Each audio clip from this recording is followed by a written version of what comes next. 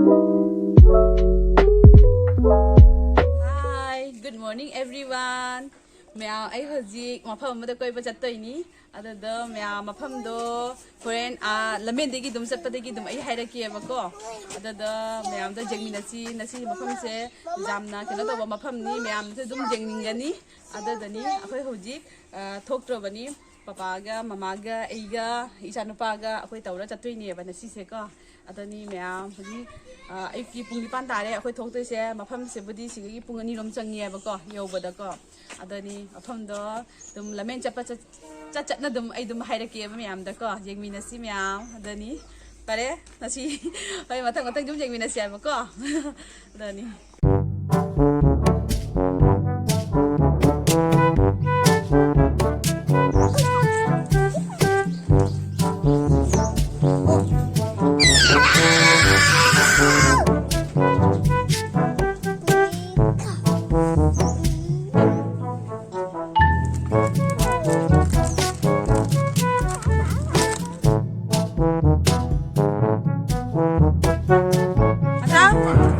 Mama dah hai đâu?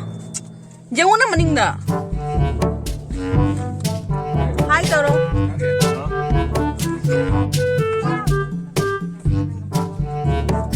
Baby?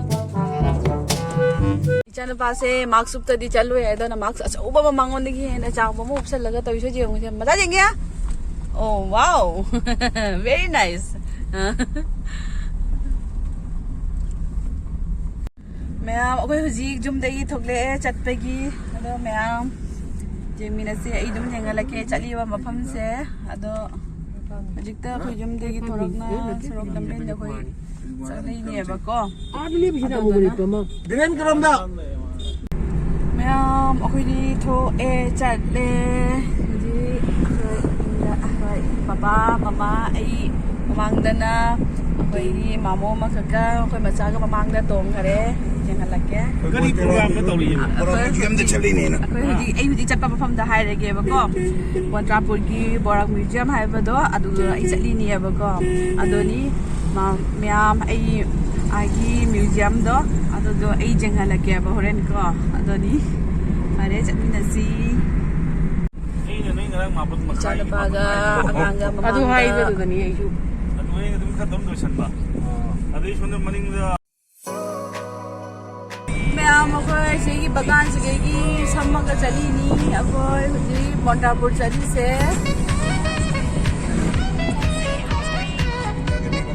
मेना कंदी बगान नी से हुजी ये आपको जेगी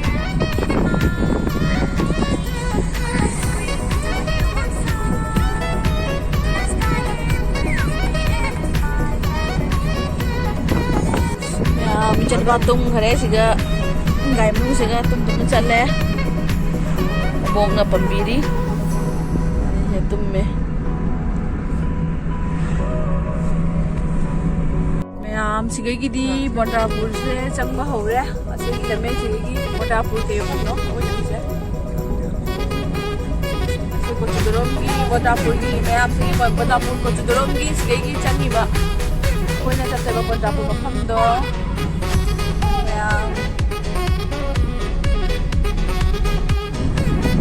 जैसे मोटापुर की खुन्नी मिटे नहीं आई सी मिटे की खुन्नी सी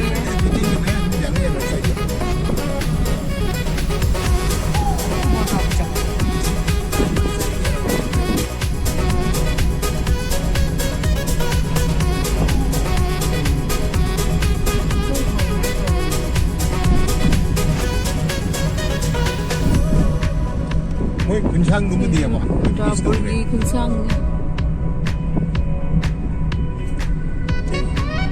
मैम होखोई हुजिक जौदोरे अदो मोगी लेइबा मफम से जिंगदा तौरगा साबनियेबको अदोनी मैम जिंग से कक्थरगा कना तौरगा दुमाई साबनी आई जंगलगे मैम हुजिक जौदोरे खितंग दंगाइरे दनी बोराक म्यूजियम हैना लेइसे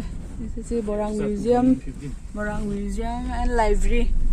से सिगे की निको कारी से film zaman lay ni sih hotel tu nak ni sih Aku sih pun ni, aku jauh macam ni. saya bagi fishery ni awak Som jing ji mat takai ram jing wang ni takai le baki putar putar itu. Som dah gari parking ni. Matak je memang leba. Som ni jena ni. Oh, ini pun maksi.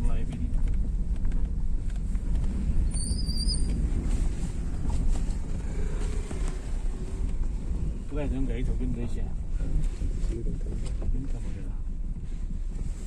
Mayam ai huji Bontrapur jaure ko. Bontrapur huji Bontrapur jaure huji thungba ta ngai ni ngatang mamang da. Yengu mayam.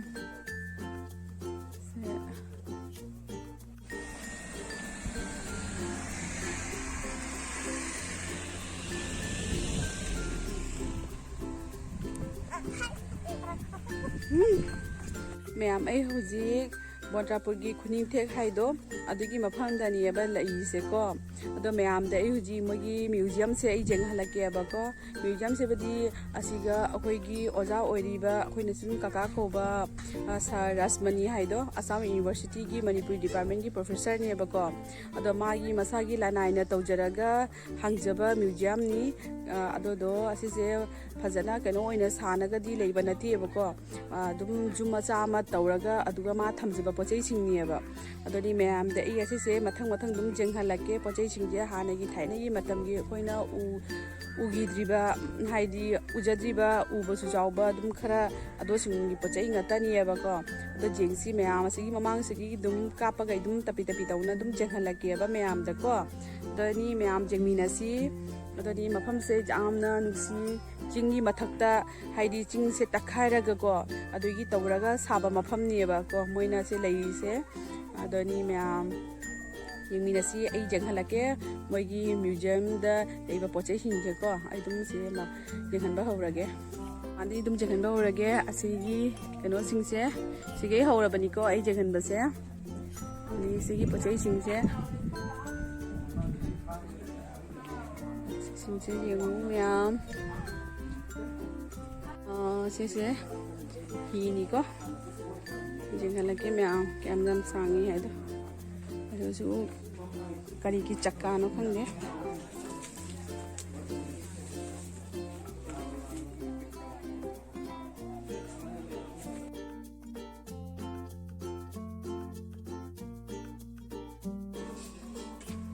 hini ko hidi asigana khoigi kari ai nga phaba da sina bagi keno ne ba sese huzik manungda changai ko manungda ni di jangan ba horage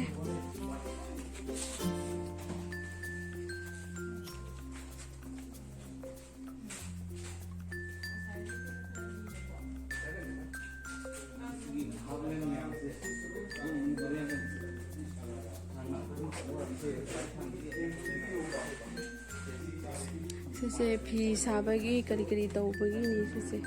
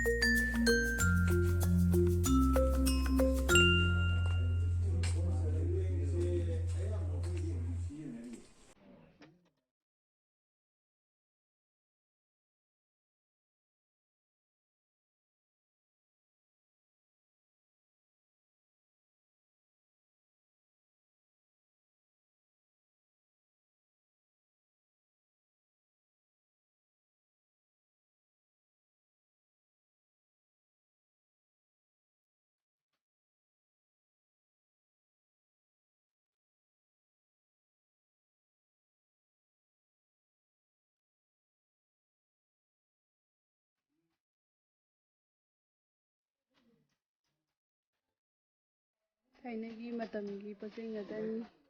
se hana thaina matamda akoina street charambado akoigi maitan na tawraga pochei ngatani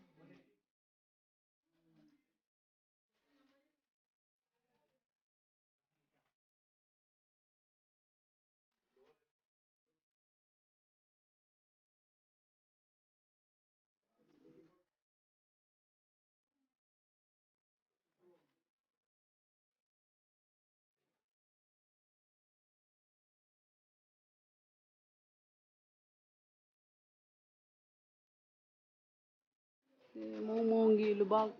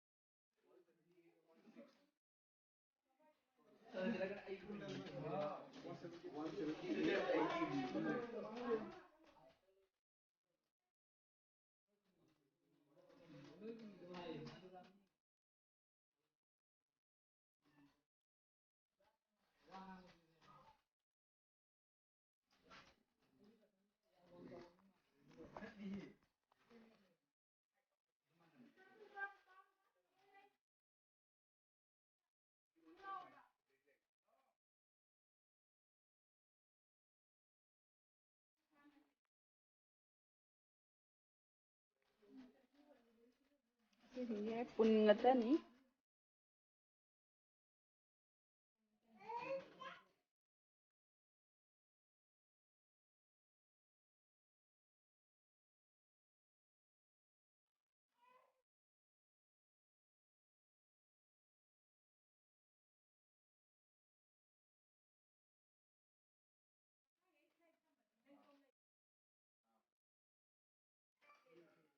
ꯊꯥꯏꯅ ꯃꯇꯝꯒꯤ ꯄꯨꯔꯥꯟꯒꯤ ꯂꯥꯏꯔꯤꯛꯁꯤꯡ ꯀꯔꯤ ꯀꯔꯥ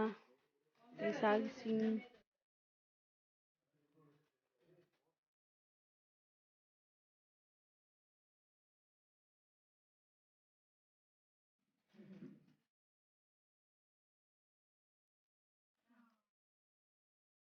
ꯄꯦꯅꯥ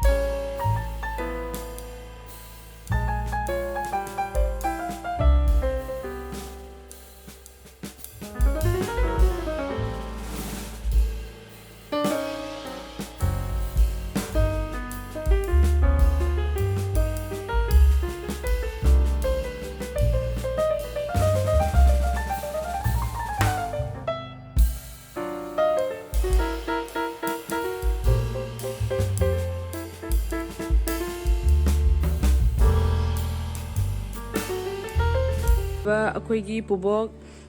ꯄ꯭ꯔꯤꯌꯣꯗꯁꯇ ꯄꯤꯔꯝꯕꯅꯤ ꯑꯁꯤꯒꯤ ꯍꯤꯗꯥꯛꯄꯨꯁꯦ ꯑꯩꯈꯣꯏ ꯄꯄꯥꯒꯤ ꯃꯄꯥ ꯑꯩꯈꯣꯏꯒꯤ ꯄꯨꯕꯣꯛꯇꯒꯀꯣ ꯑꯗꯨꯗꯨꯅ ꯑꯁꯤꯒꯤ ꯃꯍꯥꯔꯥꯖꯅ ꯅꯨꯡꯁꯤꯗꯅ ꯑꯗꯨꯗꯨꯒꯤ ꯌꯥꯝꯅ ꯃꯥꯅ ꯃꯊꯧꯋꯥꯏ ꯇꯥꯅ ꯀꯩꯅꯣ ꯇꯧꯖꯔꯝꯕ ꯁꯦꯕꯣꯛꯅꯦꯕ ꯑꯗꯨꯗꯨꯒ ꯑꯁꯤꯁꯦ ꯄꯣꯠ ꯆꯩꯁꯨ ꯑꯇꯩꯁꯨ ꯃꯌꯥꯝ ꯄꯤꯔꯝꯃꯤ ꯑꯗꯨꯒ ꯑꯁꯤꯁꯤꯒꯤ ꯍꯤꯗꯥꯛꯄꯨ ꯑꯇꯩꯁꯨ ꯌꯨꯝꯗ ꯂꯩ ꯑꯗꯣ ꯑꯁꯤ ꯍꯤꯗꯥꯛꯄꯨꯁꯤ म्यूजियमꯗ ꯊꯝꯅꯕꯒꯤꯗꯃꯛꯇ ꯑꯩꯈꯣꯏꯅ ꯁꯤꯒ ꯄꯤꯕꯅꯤ ꯑꯗꯨꯒ ꯑꯁꯤꯒ ꯂꯨꯄꯥꯒꯤ ꯀꯩꯅꯣ ꯃꯣꯏ ꯍꯤꯗꯥꯛꯄꯨꯒꯤ ꯃꯆꯤꯟꯁꯤꯒ ꯇꯧꯅꯕꯒꯤ ꯂꯨꯄꯥꯒꯤ ꯀꯩꯅꯣ ꯇꯧꯕꯅꯦꯕ ꯂꯨꯄꯥꯒꯤꯁꯤꯗꯤ ꯑꯩꯈꯣꯏꯅ ꯈꯪꯗ꯭ꯔꯤꯉꯩꯗ ꯖꯨꯝꯒꯤ ꯃꯤ ꯀꯩꯅꯣ ꯇꯧꯗ꯭ꯔꯤꯉꯩ ꯂꯩꯇ꯭ꯔꯤꯉꯩ ꯃꯇꯝꯗ ꯃꯤꯅ ꯍꯨꯔꯥꯟꯅ ꯄꯨꯈ꯭ꯔꯦꯕ ꯁꯤꯒꯤ ꯂꯨꯄꯥꯒꯤ ꯀꯩꯅꯣ ꯇꯧꯕꯗꯣꯀꯣ ꯑꯗꯨꯗꯅꯤ ꯑꯁꯤꯁꯦ ꯆꯨꯔꯥꯆꯥꯟ ꯃꯍꯥꯔꯥꯖꯅ ꯑꯩꯈꯣꯏꯒꯤ ꯂꯩꯈꯤꯗ꯭ꯔꯕ ꯄꯨꯕꯣꯛꯇ ꯄꯤꯔꯝꯕꯅꯦꯕ ꯑꯁꯤꯁꯦ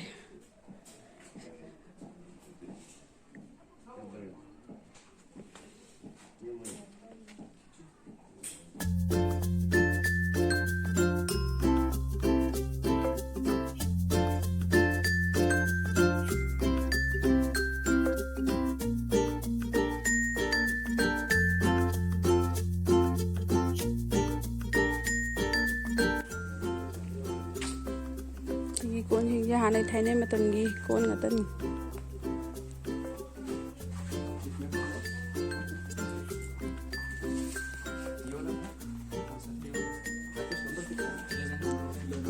ꯊꯥꯏꯅ ꯃꯇꯝꯒꯤ ꯘꯔꯤ ꯁꯦ ꯐꯣꯟꯁꯦ ꯍꯥꯟꯅ ꯊꯥꯏꯅꯩ ꯑꯩꯈꯣꯏ ꯁꯤꯖꯤꯟꯅꯕ ꯃꯇꯝꯒꯤꯅꯤ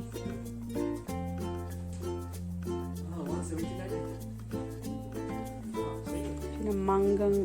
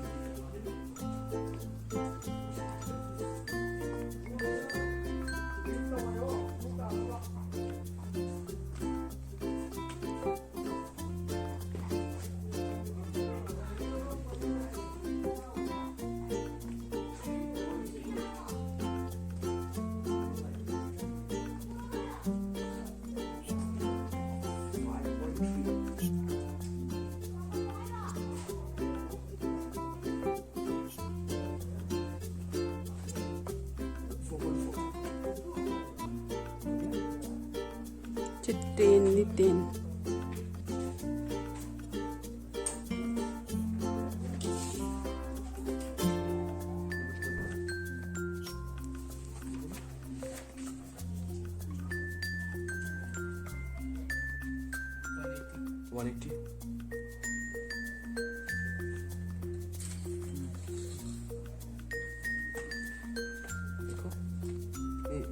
ग्रिप का से तांग ngatan कितना था बेटा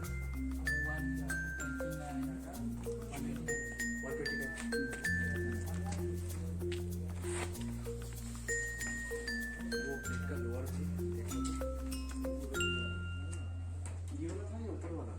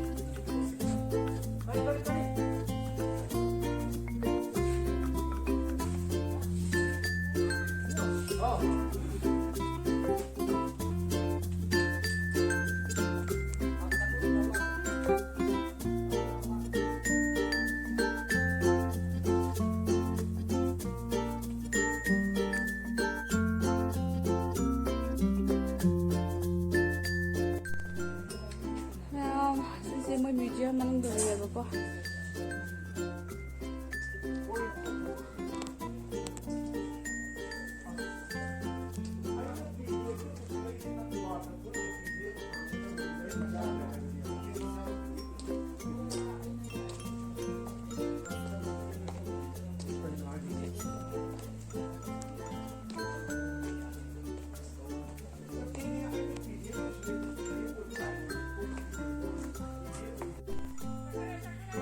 ꯃꯌꯥꯝ ꯑꯁꯤꯒꯤ ꯃꯐꯝꯁꯤꯁꯨꯅꯤꯀꯣ ꯃꯣꯏꯒꯤ ꯑꯁꯤꯒꯤ ꯆꯤꯡ ꯃꯀꯣꯏꯁꯤꯡꯁꯦ ꯀꯛꯊꯔꯒ ꯆꯤꯡ ꯐꯖꯅ ꯋꯥꯡꯉꯝꯃꯦꯕꯀꯣ ꯀꯛꯊꯔꯒ ꯑꯁꯤꯒ ꯀꯩꯅꯣ ꯇꯧꯔꯤꯅꯤ ꯁꯤꯁꯤꯡꯁꯦ ꯁꯤ ꯃꯈꯥꯁꯤꯒꯁꯨ ꯐꯤꯁꯥꯔꯤ ꯂꯩ ꯌꯦꯡꯍꯜꯂꯛꯀꯦ ꯃꯌꯥꯝꯗ ꯑꯁꯤꯒꯤ ꯂꯝꯁꯤꯡꯁꯦ ꯁꯤ ꯃꯀꯣꯏꯁꯤꯡꯁꯤꯅꯤ ꯑꯥꯗ ꯕꯣꯕꯣꯟ ꯆꯤꯡ ꯎꯔꯦ ꯑꯣꯏ ꯃꯥꯅꯦ ꯁꯤ ꯐꯤꯁꯥꯔꯤꯅꯤ ꯃꯣꯏꯒꯤ ꯁꯣꯟꯒꯤ ꯋꯥꯡꯗꯁꯨ ꯂꯩ ꯐꯤꯁꯥꯔꯤꯁꯦ ꯀꯣ ꯍꯧꯖꯤꯛꯇꯤ ꯏꯁꯤꯡꯁꯦ ꯈꯔ ꯀꯪꯊꯔꯦ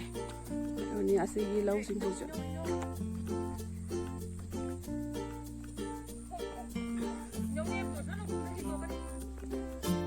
ꯃꯌꯥꯝ ꯁꯤꯁꯤꯅꯤ ꯕꯣꯕꯣꯟ ꯆꯤꯡ ꯍꯥꯏꯗꯣ ꯁꯤꯗꯤ ꯅꯛꯅꯩꯌꯦ ꯑꯥꯗ ꯎꯔꯤꯁꯤꯅꯤ ꯑꯥ ꯃꯇꯣꯟꯒꯤꯁꯦ ꯍꯌꯦꯡꯁꯤꯒ ꯄ꯭ꯔꯣꯒꯥꯝ ꯂꯩꯌꯦꯕꯀꯣ programme ꯁꯤꯒꯅ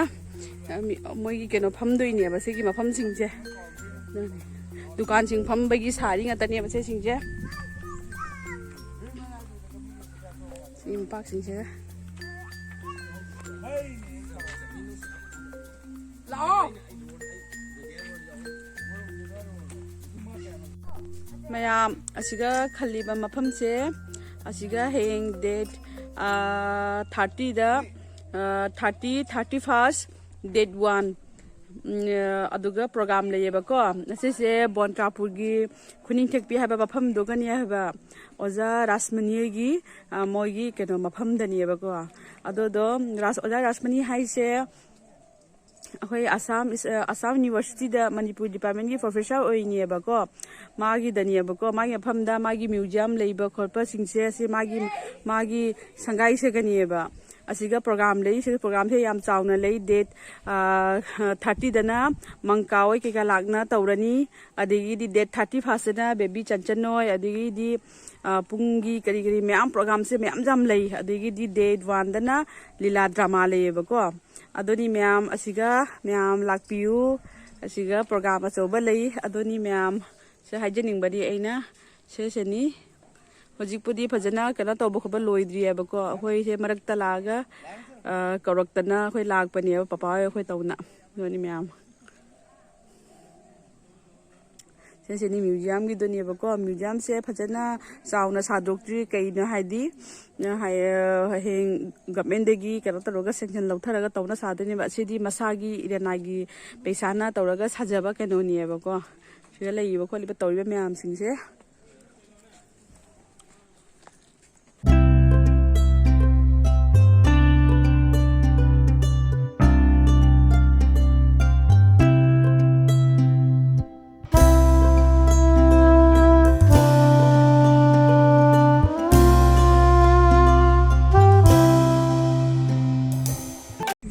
mayam akhoi hoji Bontrapurdagi thokle kena tawdana museum do jengdana ada chan khari sinjara thana tawdana akhoi thokle akhoi da chali ko mayam sindoraga amuk thengnachi hoji yumdagi akhoi thokle ba akhoi banama dani ane mayam ai hoji yumda yore mayam ado mayam ade halakpada jam sathinasu ware koksu inung nungaite kainade gari sumai tongo chapase idi haidi engonda khara nungai jadiyebako adoduna mayam doni wasu ware adegiri yam nusu nungaire mafamdo kena toraga adoni mayam ada Bontrapurda moigi museum lebado adudo mayam se chatpiyobako mayam adoni jam sathi ina nungsi aduga leiba pochei singdu jam sathi na mai collection sing jam sathi na kai taw heng ko moi phajana chauna sadoga moi phajana thamgani na haibako huriti masagi kanuna dum tawjaraga